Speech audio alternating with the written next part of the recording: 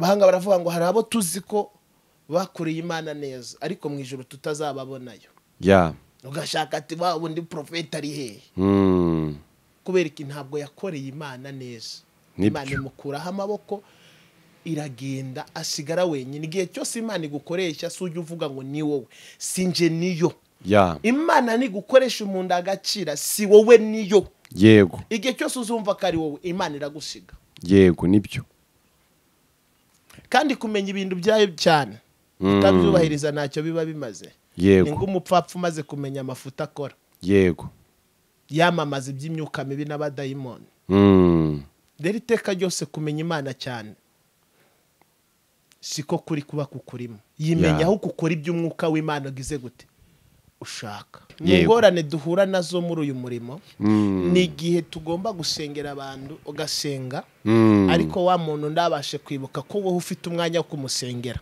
yego kabiri dufite abantu badutwereza ibibazo byabo akabikwikoreza amanywa n'ijoro mu gitondo saa sita na nimugoroba ariko naze kuzirikana ko wari gutuma gusenga amanywa n'ijoro kagomba kubaho kuko yasenze yego Bibiliya iravuga ngo nitubahe iby'umwuka nabo bazaduha iby'umubiri yego ariko ikongera ikatwigisha no gukora igihe cyiza hari umuntu ihamagara nta kindi agira yego ikamuhamagara ari aza ku mufuka mu buzima mu buryo busanzwe nguko n'abakozi Imana yakuye mu muhanda twese dufite uburyo twajemo yego ntacyo twagiraga ntacyo dufite tutazi aho tuzana aho ahisi twerekeza ariko kuko Imana ari nyembaraga ikaguhuza n'umuntu uhita ukuremera ubuzima busanzwe n'Imana ikagukubita uburyo bw'umwuka wayo kugira ngo ubashe kuyikoreramo utazagira ikintu na kimwe uzireguza imbere y'iki y'Imana nicyo kintu tuvuga ngo Imana niguha ubuzima bwiza ikaguha ubushobozi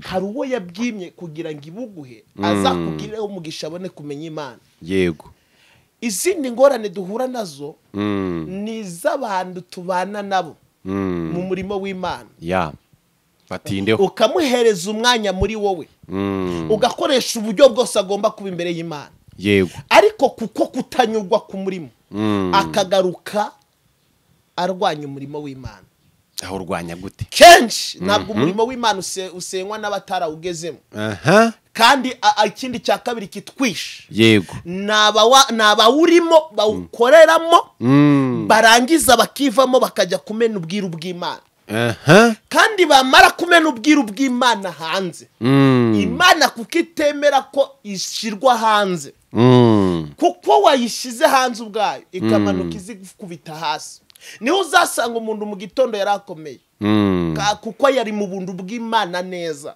yego ariko mukanya ukamusanga hasi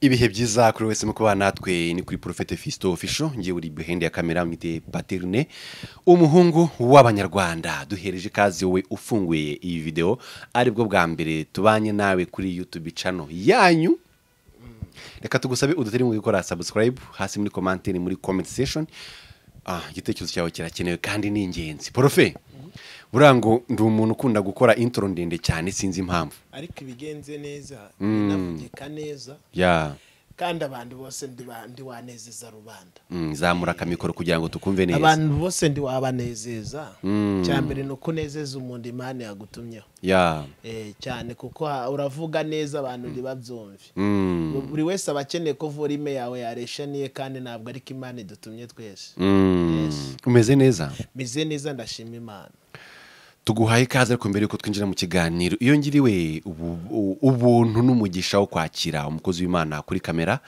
nago nakwinjira mu kiganiro cyangwa kwanzika tutabanje gushyira Imana imbere yego uri Imana data twese turasaba ngo ijambo ryawe rigira ububasha gane tujye kuganiraho bihindure mujyango mugari ukurikira Prophet Fisto Official kandi ubashe kurema igihamya kuba kwifuzaho bose wahaze kwifuza kwabo tubogwe ni neza y'Imana n'imbaraga z'Imana n'umwuka w'Imana kugira ngo ishusho yawe nziza itugaragareho urakoze mu izina rya Yesu amen amen mbere yuko twinjira mu kiganiro hari commentaire y'umuntu umwe mu nshuti zawe ukurikirana YouTube channel yacu ariko nyine si yacu ahubwo ni yabo nibo dukorera yaranditse muri comment ati nta mukozi w'Imana wakabaye kuba afite akanwa ndi kubona kuri kamera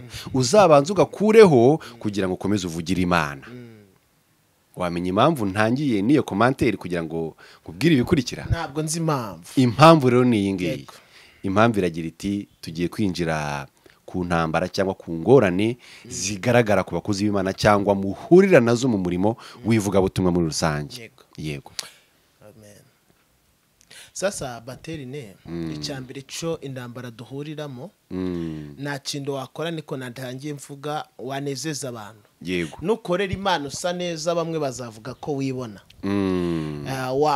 Wavuga cyane ati si wazagabanyije ukajya uvuga buhoro. Yego. Kandi twese ntabwo umuhamagara ari umwe. Hari uwihamagariye kuvuga gake kandi nawe wifuza wa undi uvuga cyane. Ubu numva ukunda isi iteye. Hari icyo yambaye hari n'icyo yakwimye. Bisubiremo neza. Hari icyo yanyimyira kigwa Bateri. Yego. Kandi hari icyo yaguhaye itambaye. Yego. Ukundu isi iteye ni magirirane. Ndagukeneye ng'umukameraman. Yego. Naje urangeneye nga profete kugira ngo tubone icyo tubwira isi. Yego. Kamera ikora akazi kayo. Rero iteka ry'abantu mundu kuza akakubwira ngo ubwangu uzabukure mbukunda se. Warashaka kugira ngo njyana ashaka.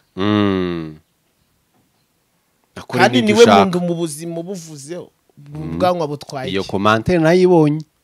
Narayibonye pe ndavuga ni nzayikubazaho kandi nzabikubazaho kuri kamera kuko abakeneye gusobanukirwa ni benshi. Bateri ne kintu nagusubiza cyiza. Yo dukorera Imana na Satani n'isi biduteraho komandere. Yego. Kandi benshi biba bikeneye ko bidutsinda. Ahubwo ntabwo dufite umwanya wo kureba umukozi w'Imana nyawo. Ntabwo areba kubimutera amabuye. Umukozi w'Imana nyawe ntareba kubimutera amabuye. Umukozi w'Imana rero ndagira ngo ubanze umunsobanurire. Umukozi w'Imana nyawe handi umumenyera. Ni umukozi w'Imana dutanga urugero example ku mugabo bitaga Elisa yasengeye Namani umugaba w'ingabo za Syria. Yego. Akira ibibembe. Umugabo amaze gukira ibibembe aragenda azana amaturo ibintu byose aje kumushimira. Arabyanga. Yego. Muri iki gihe turimo tegizemo n'umuhana abantu zibangahe wajyanira amaturo bakayasubizayo. Nta numwe ahubwo utayarya. Kuko hari n'uvuga ngo ngewe hari umuhanuzi nzi wavuze ngo ngewe nzarekera kwaka amaturo ari uko mbonye ituro rya miliyari. Ubwo ni uburyo bwe. Yego. Genda shaka kugusubiza ko Imana igifite abantu bakiriho umwuka w'Imana. Yego. Uzanira ituro ryanduye akakubwira ngo iri ryasambaniwe mu ijuru ntabwo bashaka akabikubwira utabimusobanuriye. Ituro ryawe ndi wiri uritanga Imana yajyanze. Muri iminsi aro wafa kubona barahari. Barahari ariga Baterine. Yego. Ibica byose social media hari abandi bibanga badacaho. Yego. Kandi babana n'Imana. Kandi guca kuri social media hari ubugi Imana idutumyemo kugira ngo n'abatarayimenya bayimenyereho. Ibyo ngibyo nibyo ibyo uvuga ndimo ndabyumva cyane. Ariko nyine turi kugira ngo turebere hamwe riga tunirefera ku byatambutse bya kera. Kuri uyu munsi hari umuntu wahitura akaryanga ngo iri turo arahari ariko simfite umwanya kumuvuga kubwira. Okay, nituze kumentioninga mu muntu. Abo reka twinjire mu bibazo cyangwa mu ngorane umukozi w'Imana ahuriramo nazo muri iyi mirimo. Ikindi cya kabiri mu ngorane duhura nazo muri uyu murimo ni igihe tugomba gusengera abantu ugasenga ariko wa muntu ndabashe kwibuka ko wowe ufite umwanya wo kumusengera. Yego. Kabiri dufite abantu badutwereza ibibazo byabo akabikwikoreza amanywa n'ijoro mu gitondo saa sita nimugoroba. Ariko naze kuzirikana ko wari gutuma gusenga amanywa n'ijoro kagomba kubaho kuko yasenze. Yego. Bibiliya iravuga ngo nitubahe iby'umwuka nabo bazaduha iby'umubiri. Yego. Ariko ikongera ikatwigisha no gukora. Igihe cyiza hari umuntu ihamagara nta kindagira. Yego. Ikamuhamagara ari aza ku mufuka mu buzima mu buryo busanzwe nguko n'abakozi b'Imana yakuye mu muhanda twese dufite uburyo twajemo yego ntacyo twagiraga ntacyo dufite tutazi aho ahisi twerekeza ariko kuko Imana ari nyembaraga ikaguhuza n'umuntu uhita ukuremera ubuzima busanzwe n'Imana ikagukubita uburyo bw'umwuka wayo yego kugira ngo ubashe kuyikoreramo utazagira ikintu na kimwe uzireguza imbere y'Imana nicyo kintu tuvuga ngo Imana niguha ubuzima bwiza ikaguha ubushobozi yego hari uwo yabyimye kugira ngo ibuguhe azakugireho umugisha abone kumenya Imana yego izindi ngorane duhura nazo ni iz'abantu tubana nabo mu murimo w'Imana ya batindeho ukamuhereza umwanya muri wowe ugakoresha uburyo bwose agomba kuba imbere y'Imana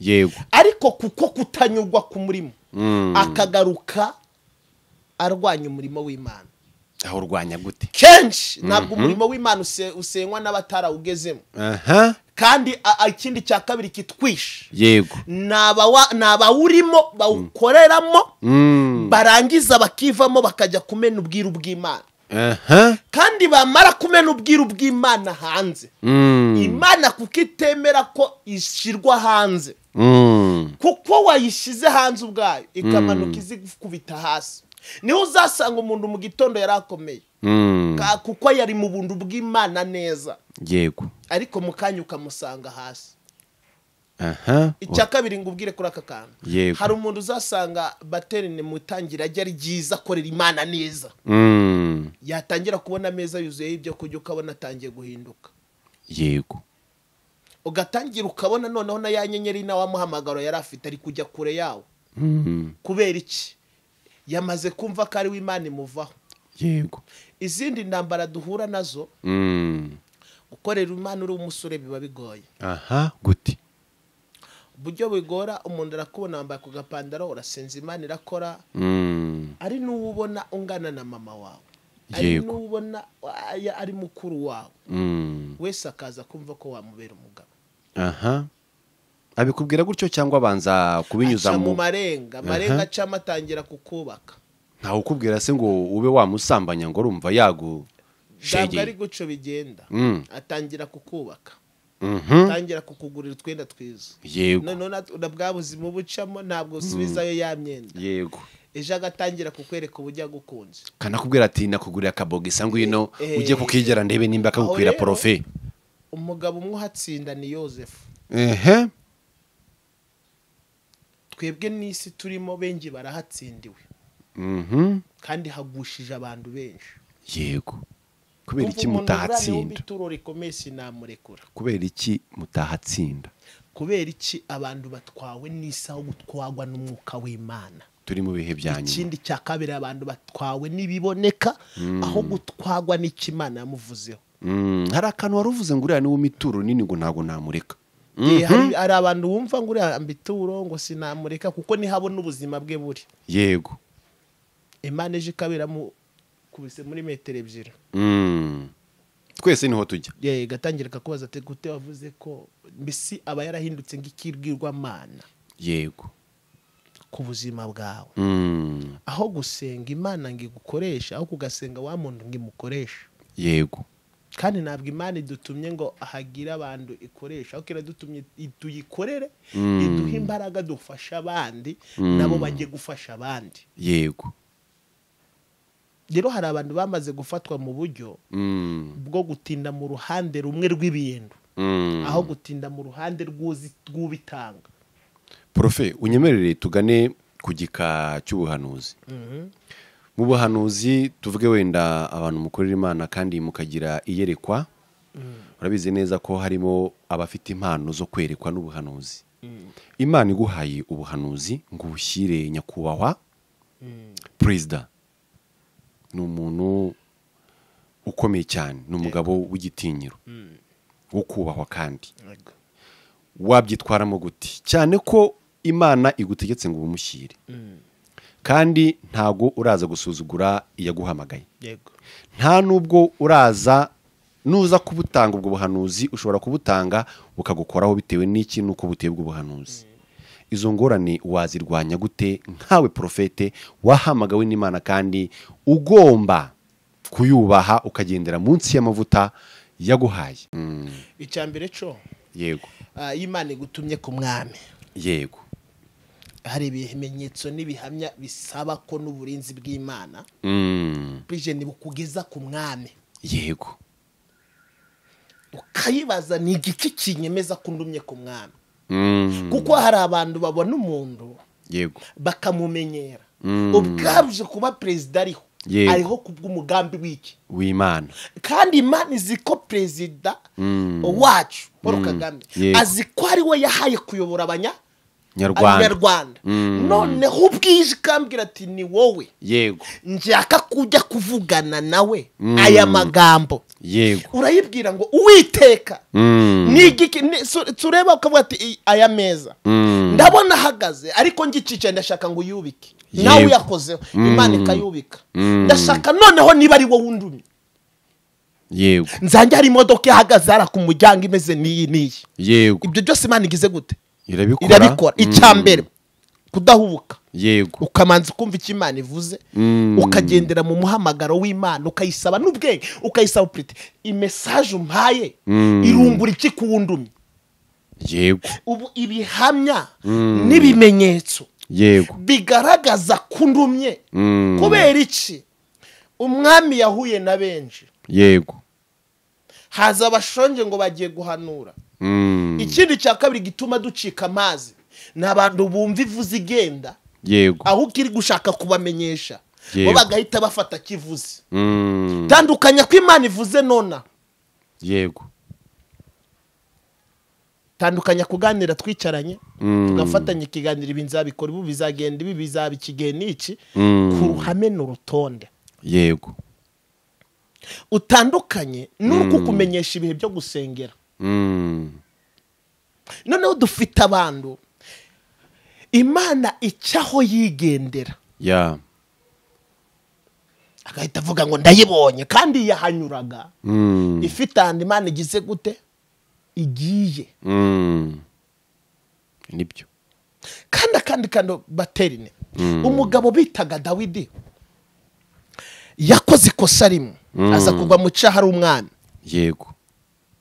Afata Mukawuri yamushira ku rugamba imbere. Yego. Dawidi yamushira ku rugamba imbere avuga ati Uriya nta kindi kiba kuko ngomba kujyamana n'umugore we. Yafashe Uriya ntabwo yafashe Mukawuri. Yafashe Uriya. Yego. Araba kuko yari amaze kujyamana n'umugore we. Kandi Dawidi akeka ko yateye inda nde Mukawuriya. Yego. Atumaho Uriya ku rugamba. Arabwira munyoherezeho Uriya bashe kuruhuka kuko amaze kirekire mu rugamba. Nta kindi yashakaga ko Uriya nageri warajyamana n'umugore we yandika zitirirwa Uriya. Uriya kuko yari yarasezeranye n'Imana isezerano. Aravuga ngo ntabwo nzigera njya mu binezeza Isirayeli iri ku rugamba. Nzigera mbonana n'umugore wanjye. Igihugu cyacu kiri mu makuba. Ageze iwe ndiyajyama. Arazengunuka inzu. Yego. Dawidi umwami atuma y'abarinzi aragenda asanga Uriya aramubwira kubera ko utajyamye kandi umwami yategetse kujyama. Asubiza umwami aramubwira ati ntabwo najyama. Isezerano nasezeranye n'Imana. Yasezeranye ko ninjya mu binezeza Isirayeli iri mu byago. Isezerano nasezeranye igihugu cyanjye kwidarapo kutazaza mu binezeza kiri mu rugamba. Yego. Nibyo. Aramubwira ngo nguhaye andi mahirwe. Isheni ya kabiri. Nguhaye umwanya wo kuruhuka jyama igihugu kigomba gutsinda. Yego. Umuhungu nabwo ndiyajyama. Umwami ahita yandika Uriya. Yafata urwandiko arwohereza ku rugamba. Yego. Wari uyoboye urugamba aramwandikira aramubwira ati Uriya nageraho ngaho ku rugamba. Umushira imbere. Aha amasasa ari menshi. Yego. Ari habanza kuko Uriya namurakarariye. Yego. Sinjyaka kwabaho. Umwami uri umuyobozi w'urugamba arusomye ararira bitewe n'ukuntu yakundaga Uriya. Ariko itegeko ry'umwami ryari ry'inguhaga bugemeraga kwemezwa. Amushira imbere Uriya agira gute arapfa. Imana bukeye kare ituma umuhungu umuhanuzi aramusanga aramubwira ati mwami mu gihugu habaye ibyago bimeze biti. Hari umukire yafashe agatama k'umukene arakamwambura ariko yaratunze arakajya arakabaga umukene asigara. Dawidi ati uwo muntu niba ari mu gihugu canje apfe aryozwe. Anuza aramusubiza ati kari wowe yego ati mwami igihugu cyose n'abagore bakirimo ndi barabawe yego abakobwa bose barimo si barabawe kubera iki wafashe Uriya ukajya kumurongorera umugore ukanamwica. yego Dawidi yari umuhanga. Dawidi ahita yambara ubucocero yego yambara imyambaro asubira imbere y'Imana. yiyambura imyambaro y'ubwami yitera ivu ajya imbere y'Imana arayibwira ngo si wowe munyembabazi uhoraho iteka ryose aravuga ngo kandi ukugezeho arusha remerewe so umubabarira.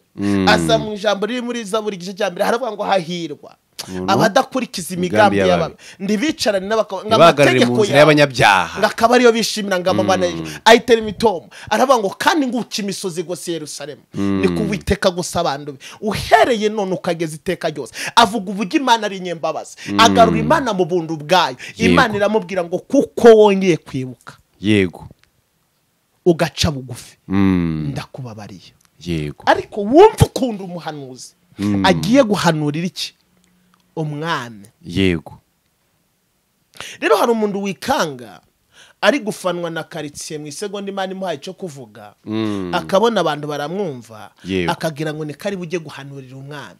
yego ntabwo ariko bigenda. Umugabo Imana ihagaritse mu gihugu cy'u Rwanda ni umunyembaraga ni umunyabwenge afite ubushishozi no kumenya kugeza igihe kuba tutararohama nuka tureberera. rero n'Imana yigutumye ku munyabwenge ntabwo yatuma yinjije. yego nayituma umunyabwenge. yego kandi Imana izica umwami akunda. mujye mwumva neza. Imana izica umwami akunda. Imana ishobora kuguha imbaraga ziguhuza n'umwami mu bintu akunda ukaganira nawe bya biganiro mu buryo yagutumyemo kandi bikagenda neza. mu buryo bwo ndabwo Imana ishobora arigisho ica mu zindi nzira. ntabwo Imana muri gihe cyose ikoresha ndagutumye aho kirakubwira inzira uragenderamo kandi ndaguhuza n'umuntu wanje. yego niye rero ikintu kisha abanyarwanda kisha abahanuzi ni ikintu kimwe. yego y'Imana ivuze umutima uraruhuka. yego ntabwo umutima unanirwa. abantu benshi babitse ubuhanuzi bwo gukura abantu umutima kandi aho abantu baciye barababaye bihagije. yego ntabwo Imana ijije kwica abantu ijije komora imitima. yego Ezekiel Yesaya yaragera hano aramubwira ngo urapfuye. Sara aramubwira ngo uraga iby'inzu yawe. Ezekiel aramubwira ngo iyo njamugongo yayobye inzira kuko inange mfite umwanya. izi byo nakoreye Yerusalemu ndacyafitanye nayo konda ritararangira. gutije kumbwira ko mvuye. mu gihe Yesaya yari kugenda akamubwira ngo Uwiteka aravuze ngo zamuka umusozi mwongere muvugane. kuko yezamuka ku musozi Imana ubwayo yari kwimwibwirira ati ndaje. nibyo rambika inkoni y'ubwami shaka uyihereza. yego kuko manje kugutwara. ahubwo we ahita agenda amutera ubwoba aramubwira ngo urapfuye. ubu bateri ne wowe nge kukubwira mu gitondo karekare ngagukomangira ati byuka ngakubwira ati bujyana abonye upfuye kamera yimbereze ibintu birarangiye. wabyumva ibyo bintu biragoye ko nabyumva. ariko nakoresha amarangamutima yanjye tukarwana. ni ingurumbi. rero ntabwo abantu guhanurira umwami bisaba kuganiriza Imana neza. nibihamya n'ibimenyetso by'ubwami bikuyobora ibwami kandi ugasaba Imana ikaguhuriza. mbese bitegwa na station y'ikindi Imana ishaka gukora n'iki ishaka kuvugana nawe ikabahuriza mu gikorwa kimwe. hari uburyo cyavuga ngo ndajya gusura abanyamusanze shaka kugira ati mission ndashaka kuzana n'umuyobozi. Imana ikakubwira ati niwo munsi nzaguhereza mu mwanya kuvugana nawe.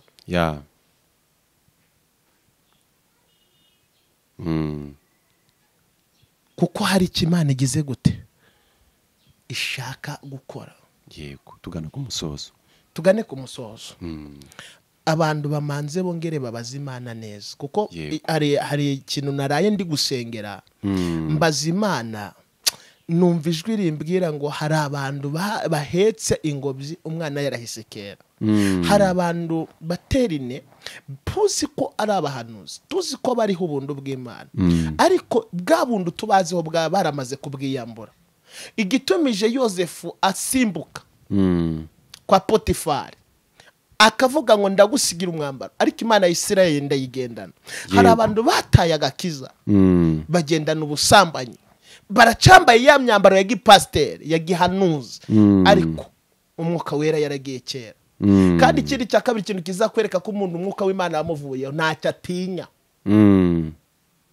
Ntacyo atinya, ibintu byose aba ari igikuke, yararakaye. Umubwira ati ndakwereka, ntabwo umwuka w'Imana uvuga ngo ndakwereka. Gute umuntu muri kumwe muri mu mwuka amuvuga ijuru mu kanya hanze ati ndakwemeza. Yego yamuvuyeho kera. Kuba yaragusengeye bigasora, si bibaje kumwiteka yamuvuye kuko yamuretse kubw'ingeso yanze kureka.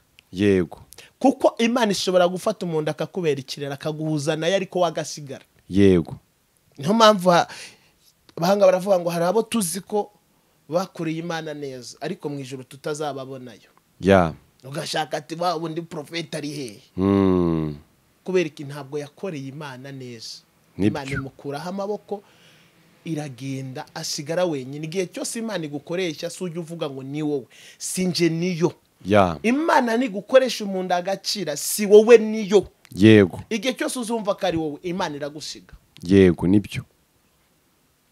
Kandi kumenya ibintu byayo cyane utabyubahiriza ntacyo biba bimaze. Yego ngo umupfapfa umaze kumenya amafuta akora. Yego yamamaza iby'imyuka mibi n'abadayimoni.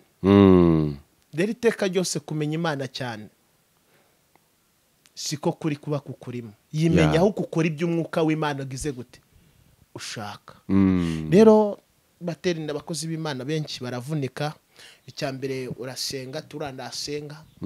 Icya kabiri wakwambara ishati ngo si umukozi w'Imana.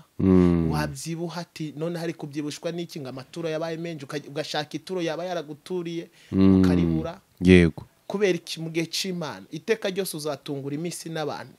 Igihe abantu bari bazi ko igihe urimo utazakivamo, hari ikindi gihe kugejejemo. Kandi hari abantu mutazabyumva kimwe igihe uzaba umaze gusubizwa.